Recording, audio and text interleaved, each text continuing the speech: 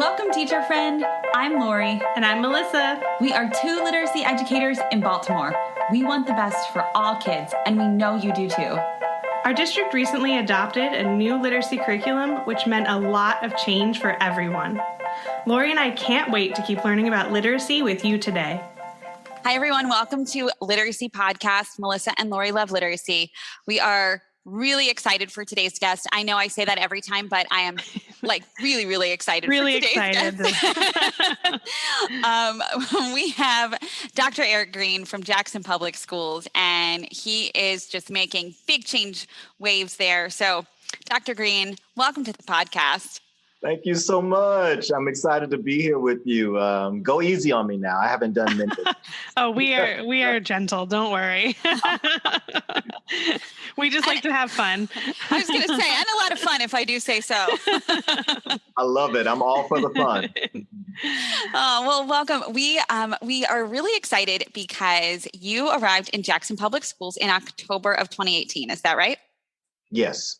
Cool. So you came on the scene to Jackson, and we would love to know where was Jackson in their journey, and where are they now? Like, take us on the wild ride you've been on the past couple of years with Jackson. Oh, wow.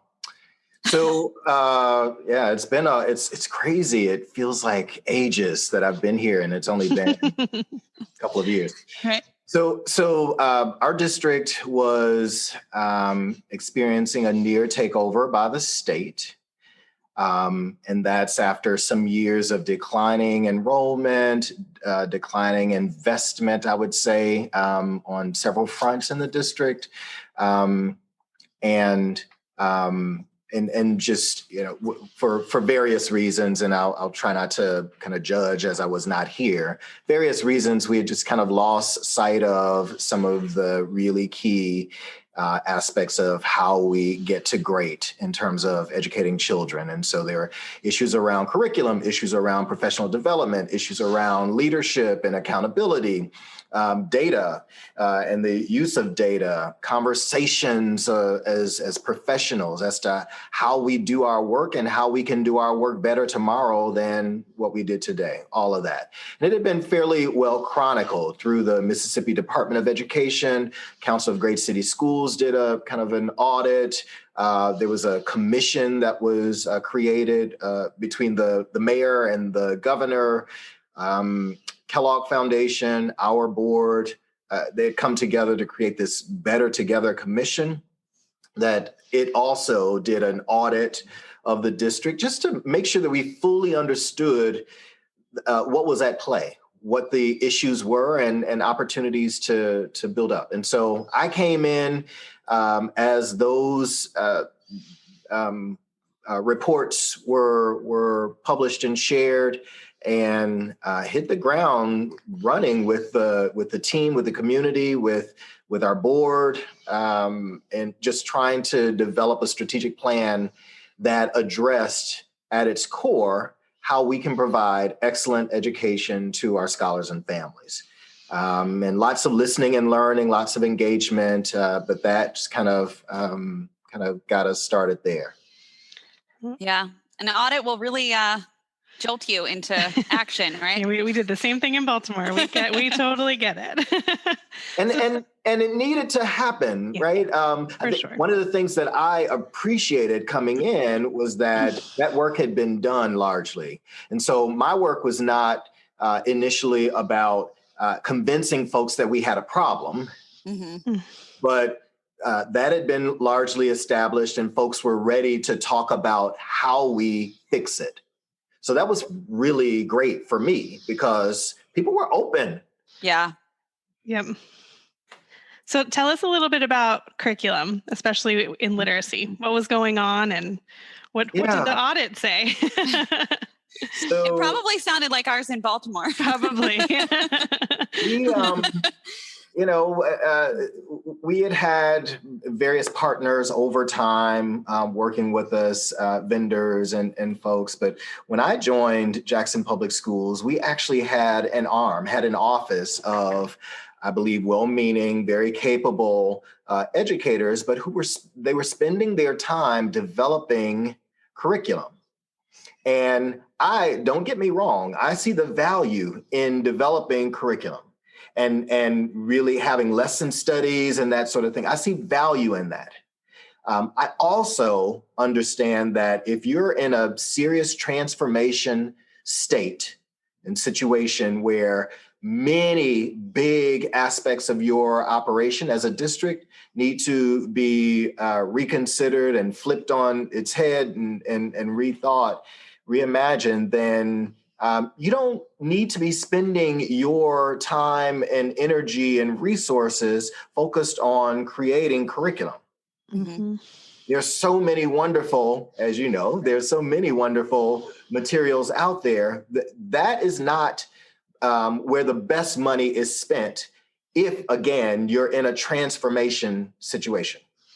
And so we were doing that. We had team members who were writing curriculum and they were turning it out, in some cases a week or so before it was supposed to be enacted in the classrooms. So not a ton of time for socializing the materials and helping folks to polish it and make it even better. The ways that you would do with any curriculum that you bring in, right? You should be doing that. We didn't really have that opportunity. So it's created by folks who weren't necessarily specializing in curriculum writing.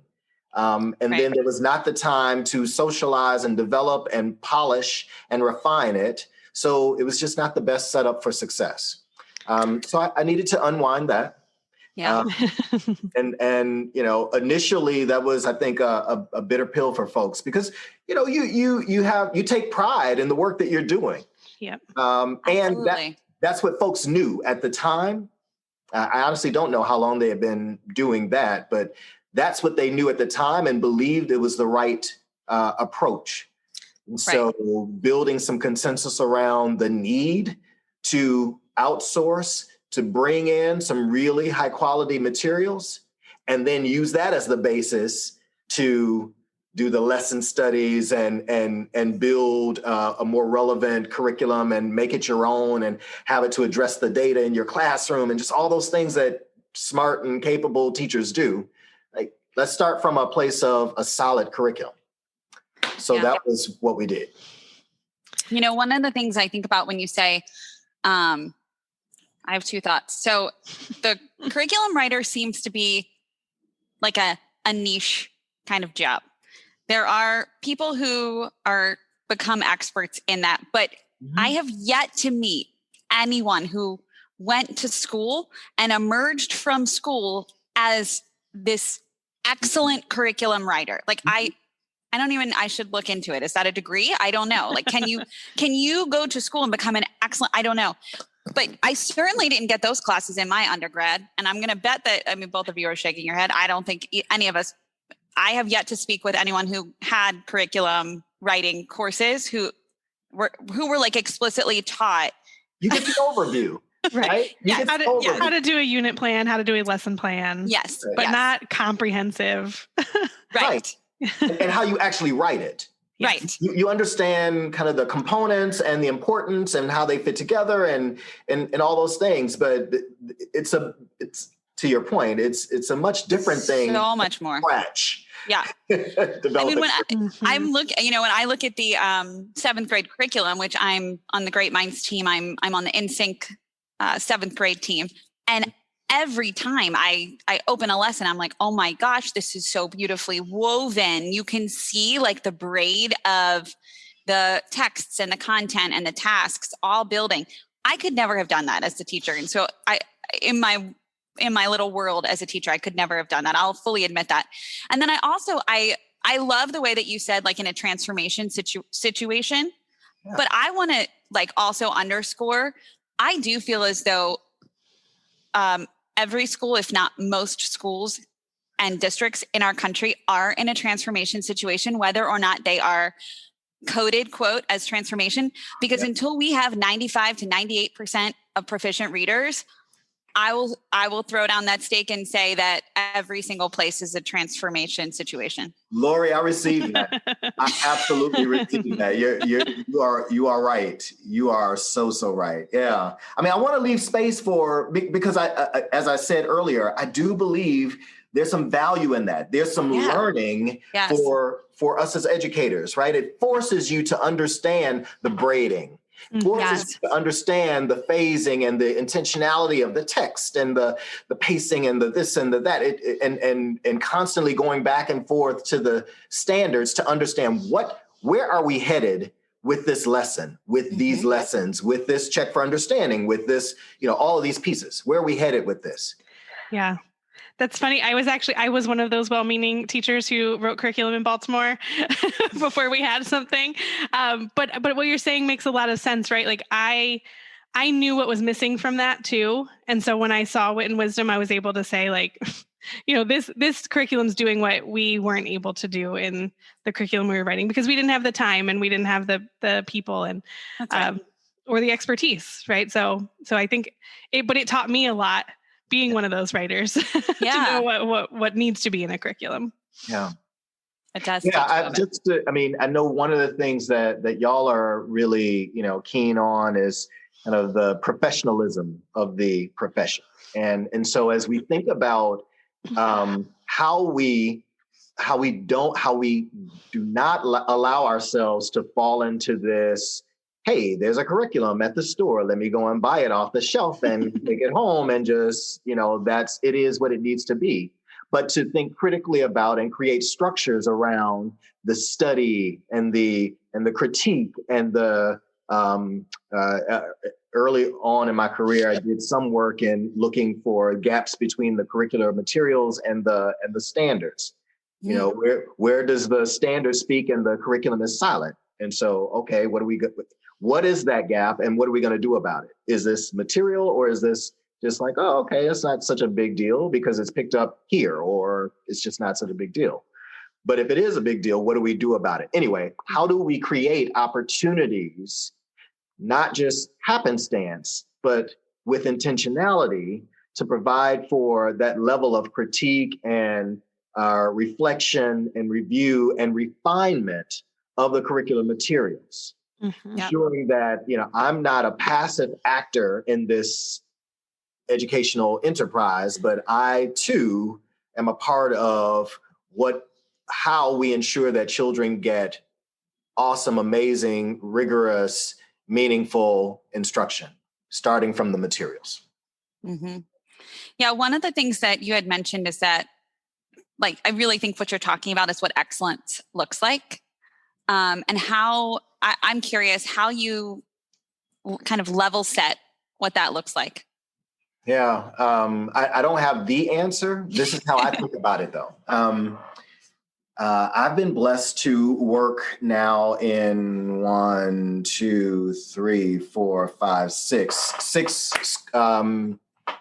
decent sized school districts, all urban school districts. And along the way, and as well as some nonprofits. And so along the way, I've had access to supervisors and peers who are just super, super thoughtful people. And through those relationships and experiences with those individuals, and through the constant reflective practice, which I didn't always understand it to be, but the constant reflective practice and talking about kind of where we're headed and what approach might we take, talking about where we've been and what we could have learned from those experiences, right? Using all of that to keep polishing our thinking about where we go next. And even not just the path that we're taking, but the destination that we are working towards. So excellence isn't this like place that's a mile away and you get there and you're done. But okay, so we're approaching what we thought was excellence. And now as we continue to reflect upon it, actually excellence is another mile out.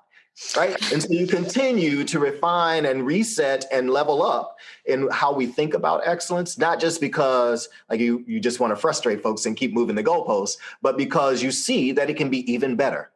You just didn't know it earlier. Now you know better. And so you want to do better. That's our motto. I feel like we say that in every podcast. I know, that should be our podcast name. Know better, do better. Know better, do better. Dr. Greene, can you tell us a bit about, the adoption process of a new curriculum? How did you go about that? How did teachers receive it? Sure. How did it play out? Thinking about those goalposts continuing to move, I bet they're still moving, right? Yeah. Oh, absolutely. Sure. Absolutely. Because, and now but the conversation now is, it's starting from what we can all agree are solid materials. Mm-hmm. Right. So imagine the difference in the rigor and the specificity and the just the level of those discussions. So in the adoption process, we team members stood up a pretty robust, fairly large group of teachers, classroom teachers, interventionists, coaches, math and literacy coaches,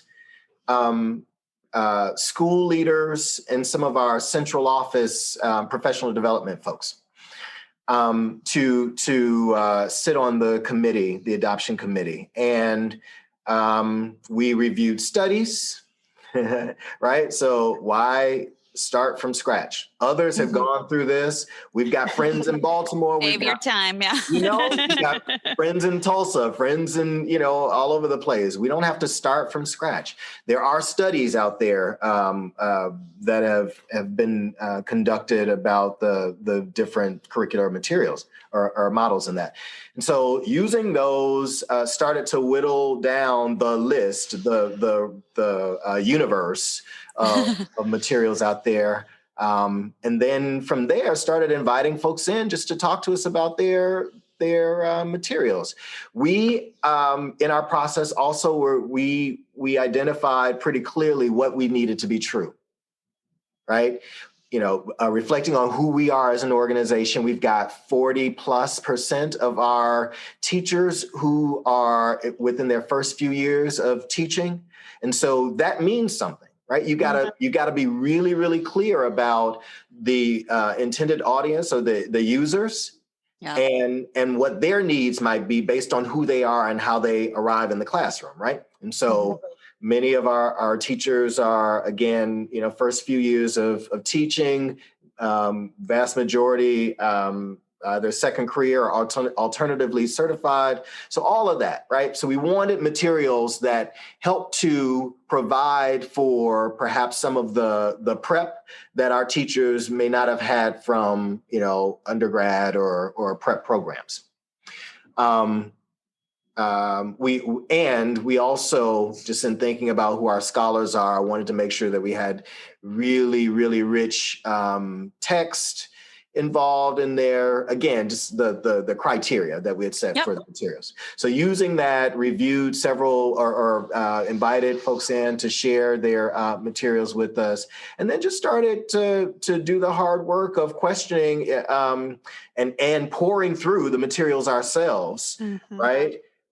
Hands-on, sitting with the materials. There's several pieces here. That was one of the things that I recall came up in the review. There's several pieces here. Teachers overwhelmed, right? And then getting some feedback on that. And again, the richness of text and the components that allowed you to differentiate and address the differences in learning and needs and whatnot within your classroom. Just looking for all of those sorts of things. And that's in the end how our team determined that Great Minds was where we wanted to go. It was what I heard from teachers, well, from the team in general, was they felt respected. They felt like they had an opportunity to make some really, really important decisions. And I agree, really important decisions for our district. Maybe not in these words, but it was clear that they saw that they were helping to put us on a pathway that would support our success for years. And typically, you're not thinking, obviously, you don't expect that you're going to do this again every year, but you're not thinking about, wow, this is going to impact children's lives, teachers' professional work, others' work for years to come. Because even if we decide in 7 years that we don't want to use this again, well, those children are still here in our system. Mm-hmm. And the folks who receive them 7 years later, right, they are educating children who had 7 years of experience in this using these materials. Right. And so how do we set them up for success as they try to soar with those scholars? And how have we as professionals gotten sharper, smarter, more capable of doing the things that we need to do as educators in the years that we've used the materials? So all of that was, I mean, there was a lot riding on this, as you know. Yeah. Yeah. It's a lot. I mean, your team just sounds really insightful, and it sounds like you really walked with them through this work. And I think that probably helped. I mean, I'm just guessing. It might have helped in implementation because you really knew your I mean, you're talking like you know the stuff, so I can tell. But I want to be clear, like, we all got smarter about it. Mm-hmm. That was embedded in our process. This wasn't about like who's the expert in choosing curriculum. Mm-hmm. Well, like, who's going to be using this? Right. Come to this table. Who's going to be evaluating the folks, observing and giving feedback to the folks who will be using this? You come to the table. Who's going to be developing the next class of teachers coming in here? Come to the table, right? And then as a district leader who at some point you're going to have to defend and talk about the successes that we have or don't have, come to the table. And so all of us just getting smarter about the materials and the possibilities. And again, as I said, because we were making this major shift from the way we had operated before of developing our own, there was a bit of kind of how are we narrating this shift so that people who thought like, oh, we could just do this on our own, we don't have to spend that money. No, this is why we're doing this. Look at what we found. Mm-hmm. So. Melissa, you looked like you wanted to ask a question, which is why I paused. I always ask so many questions. No, I was like, Lori's about to say something. Let me go ahead.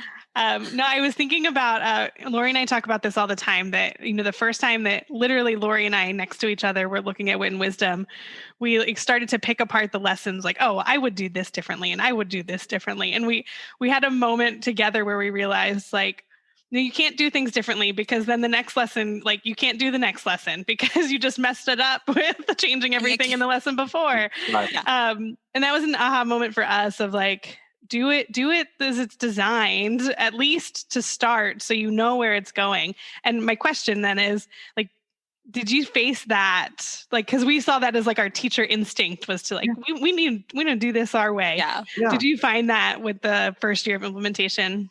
Not just the first year. I mean, and honestly, so I don't expect it to completely go away. One, because again, you have a bit of turnover. Yeah. And certainly in urban centers, you have a bit of turnover. So there's that. There are new folks on the team, and there's a possibility, at least, if they're not coming from another district that use these materials, they will be experiencing them anew, and we'll have some questions and wonderings and their own ideas in that. Two, you hire professionals, you hire thinking professionals, and the expectation should be that we're all thinking critically about how to make this experience for our scholars more impactful, more effective. Mm-hmm. So there's that. So there have to be some questions, some wonderings. And then I would just say we want folks who own the curriculum. If I feel like my job is simply to pick this up and read from it and go through the motions, then there's not a ton of ownership that I have as an educator with the curriculum. That ownership comes with some scrutiny. That ownership comes with some critical thinking about kind of what I know about my children, what the data is telling me, what I understand of kind of the phasing and the spiraling and just all of that of the curriculum, and of what I bring to the table as a professional in this work. And so, you know, we've got to be careful not to stamp down so hard those questions and desires to pivot and whatnot. At the same time, we are a system, a school system. And one of the things that we saw, and I didn't mention this earlier, but one of the challenges that we saw is that we were all over the place with what our children experienced in their learning in our schools. Third grade, from this school to this school to this school to this school, could be radically different. And we had to check that. Yeah.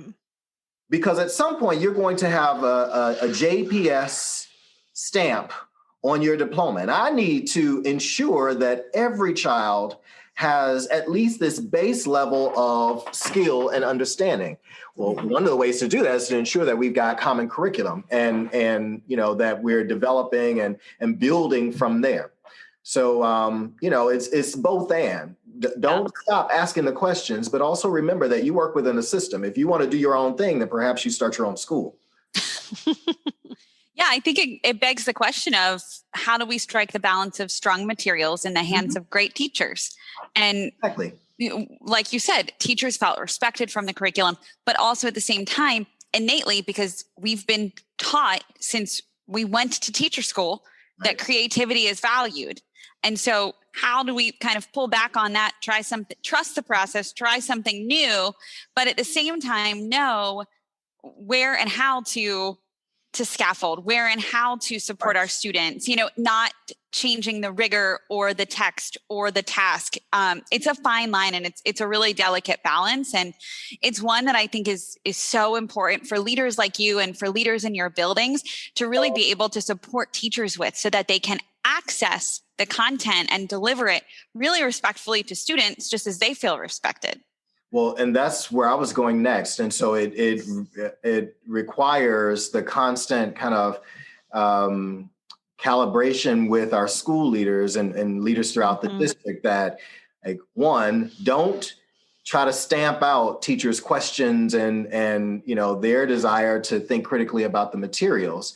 Create the space for folks to name any consternation or questions or issues that they have. Because if there's truly something that can be better, then don't we want that for all third graders, for all fifth graders in our district? Because if you, Lori, at school X have come up with this thing that you think could really improve this lesson or teaching this skill, then share that.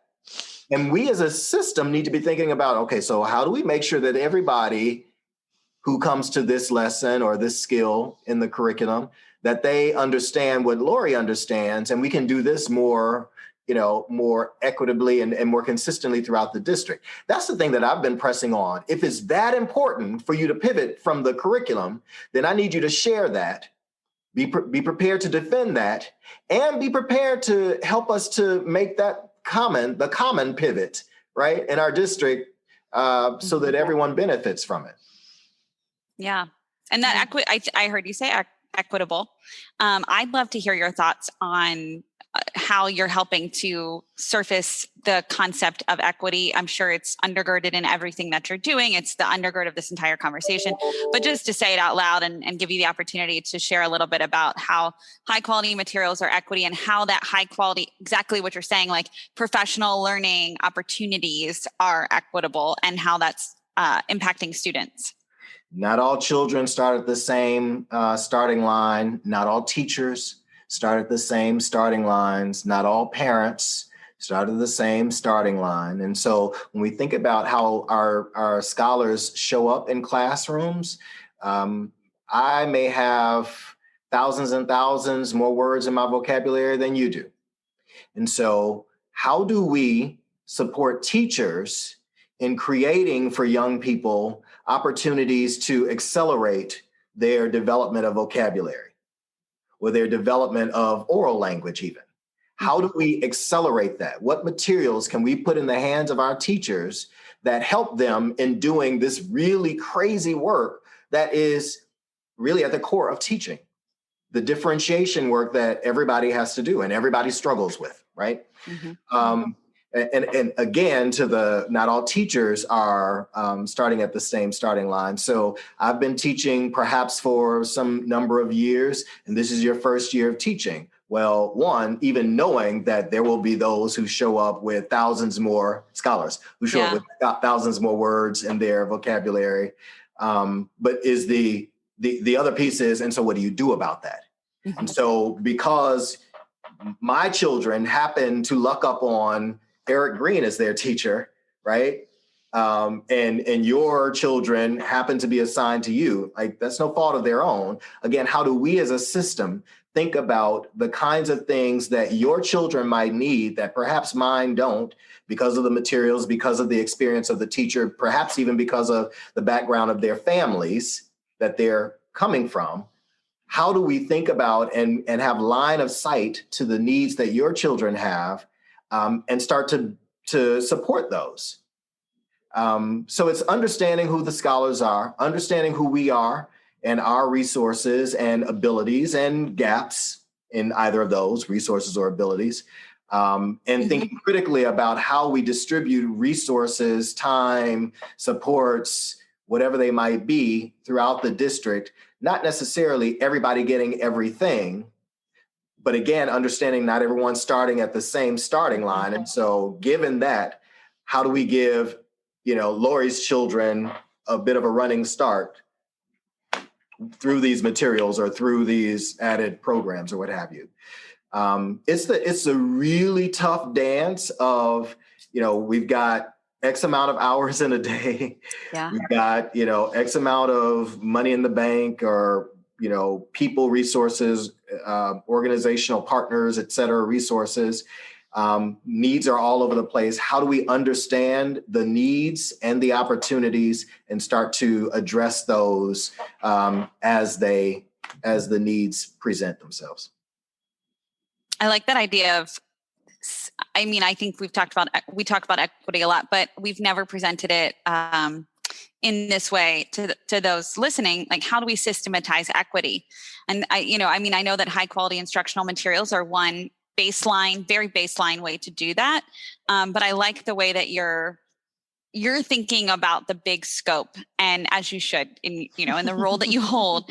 But that systematic approach to equity is really, really important. I think not just now, but now in this era of we have the materials. For one of the very first times, we have the materials and we've got the professional learning to accompany them. So how can we systematize that so that everyone understands, what's going on? That takes a lot of shifting and a lot of change, but I like the way that you presented that idea.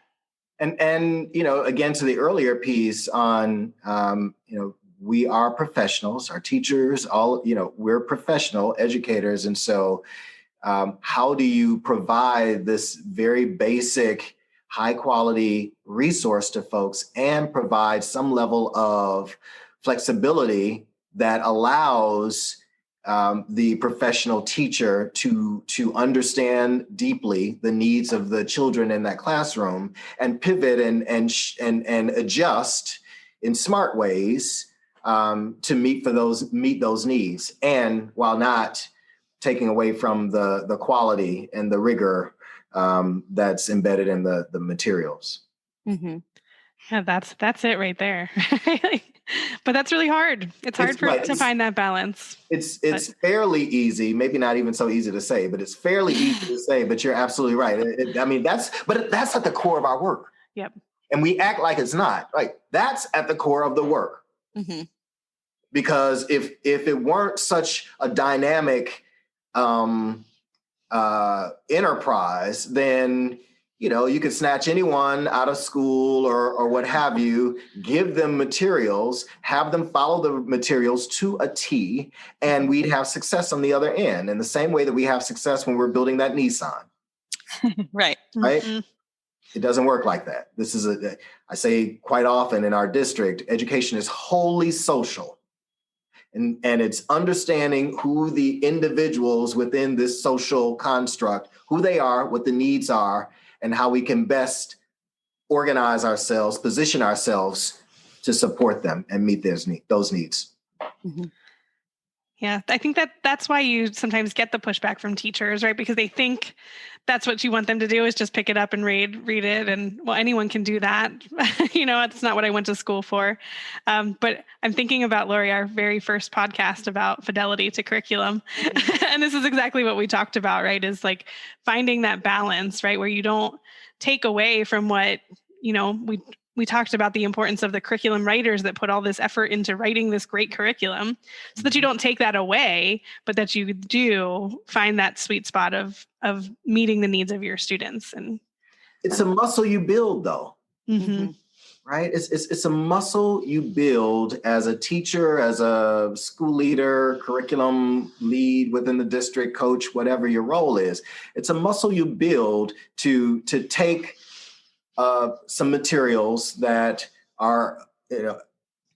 we agree are of high quality, to think about them critically, to keep going back to the standards, to keep going back to the data that we have, and that's the, anecdotal, the quantitative, qualitative, all of that data that we have on our children, and doing some mapping, some really thoughtful, complex mapping of all of that to ensure that at the end of this lesson, unit, whatever it is, at the end of this, that these scholars show up with great successes. And it's because we've thought critically about the thing. I haven't been in a district where we weren't talking about loose and tight fidelity to the I haven't been in a place where that was not even using those words or not, where that was not a thing at issue. So in our pre-call, you, and I wrote this down because I thought it was really important. You said dispel with disbelief. Yeah. Yeah. Chill out. Calm down, right? This could be the thing, right? with all the things that you absolutely must do, let's not assume that we have to write curriculum from scratch. Let's dispel with disbelief. Let's leave space for the possibility that these materials could actually rock your world. Yeah. And allow you to be that creative and amazing teacher that you truly want to be, without having to go back at every turn to make sure that this is addressing the standard. Right. Because they're addressed. They're embedded within. You can rest assured. Yeah. We heard David Lieben speak in Baltimore. He did a little kickoff for us, and he said I think this was year one, I believe. It feels a long time ago, but I guess it was now. He said, he told all the teachers, don't even worry about the standards. You can just believe that they're in the lessons. So you don't need to go searching for the standards. They're there. Trust that they're there.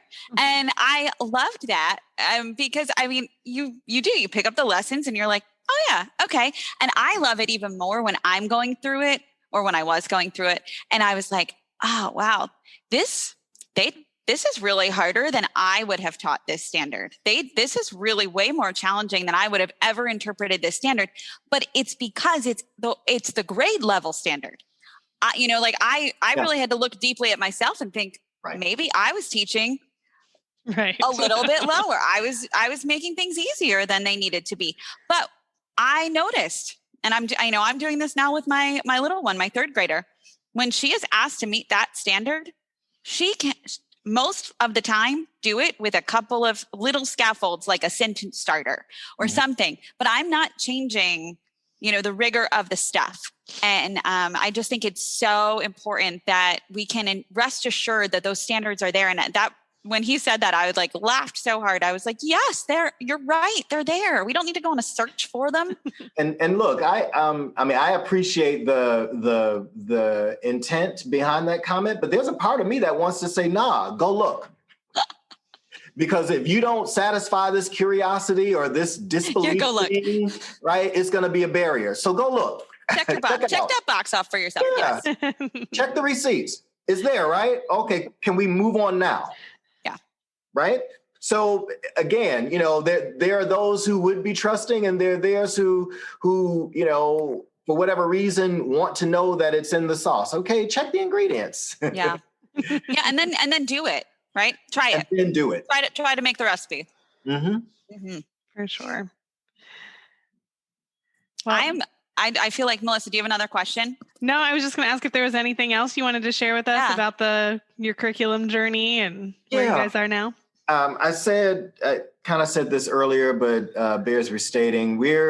I wouldn't say we are there. We're in is this only year 2? I think this is really only year 2 of our implementation. And so, and how awful that it's during these times. Right. But I will tell you that one, very quickly, folks started to notice and understand and appreciate what's all built into the curriculum, right? The various components and the resources that are there. So that's huge.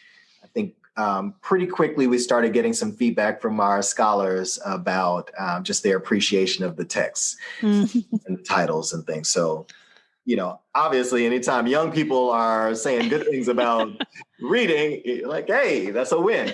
You know why? Because they're probably reading things that are sparking their curiosity for the first time ever in school. Yeah, for sure. Exciting. I'll say though, we're in year 2, and so it can still be messy, and it can still be, kind of tough as folks are managing and trying to, trust the pacing for sure. Right? Mm-hmm. They're not getting it. I need to spend another couple of weeks on right? No. So we're still working through that sort of thing. But as we continue to see the data that shows that our scholars are improving overall, like at some point we got to say, okay, right, things are generally headed in the right direction, and attribute that to, for sure, the materials that we've chosen, but also the work that we're putting into smart execution of the curriculum. So I'm feeling good about where we are. I'm feeling good about the productive struggle that educators are having with the text. I'm feeling good about the fact that our scholars are reading like, I won't say never before, but like they haven't in a very long time. And I can only imagine where we'll be in another year as we continue to make the lessons our own and build and build and build. I would love to see if you're in classrooms after this, whenever you're in classrooms again and you have that incredible experience, you'll have to snap a couple anonymous pictures of student work samples and send them over to us, because we'll be so curious to see. I bet their writing is just going to explode. They're going to have so much to say and write about. I am loving, we're elevating our focus on writing heading into next year, but I'm already loving that I'm seeing much more writing than I did in year 1 of my first year here. So good. Yeah, it's pretty dope. We're so excited for you all. We are. I know. It's funny because I feel like nobody on the podcast has ever come on and been like, you know what? Cool, check. We're done our journey. Like every single person is so humble, and you are so humble. And so like, we've still got, spaces to go. And real. It's real. I could lie. But my people would bust me out like, come on. You know better. We'd get notes on the podcast. Dr. Greene. Yeah. I'm here to provide the rebuttal. Well, we would love to give you an opportunity to share some advice with our listeners. Is there any piece of advice that you feel like would be particularly important for either teachers or administrators or even parents listening, or even superintendents such as yourself? Yeah. I've experienced lots of efforts to raise literacy, a literacy week or over the summer where we've got these reading logs and competitions and things, and accelerated reader where scholars are reading all of these texts and there's a log and whatnot. And I appreciate that. We've been thinking a lot about how we as adults model what we expect of our scholars. And so wasn't my idea. I lifted this from 2 or 3 other superintendents that I've worked for.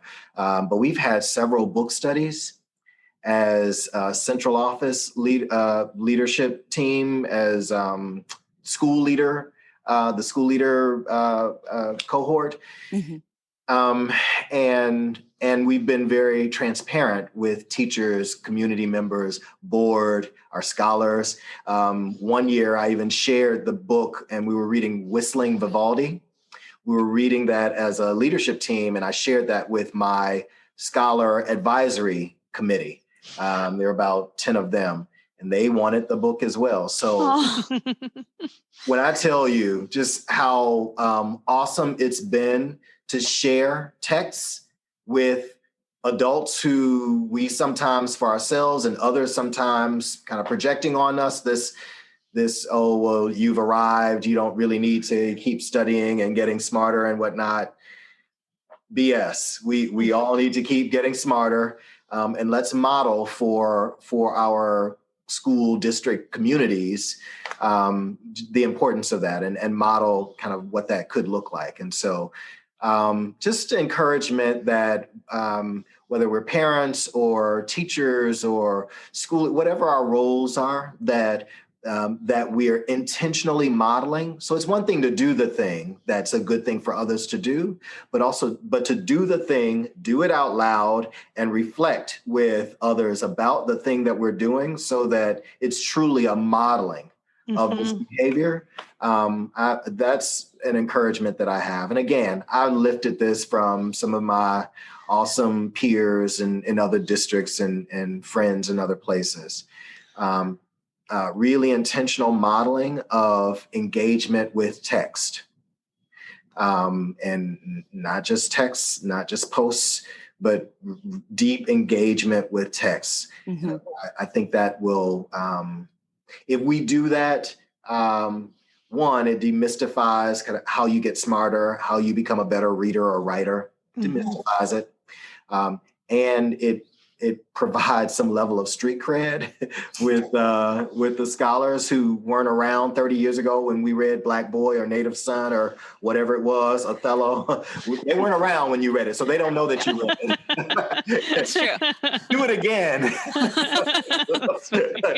Right? So, that's kind of where my head is these days, just really thinking critically about how to be the model for what we say we want to see in our young people.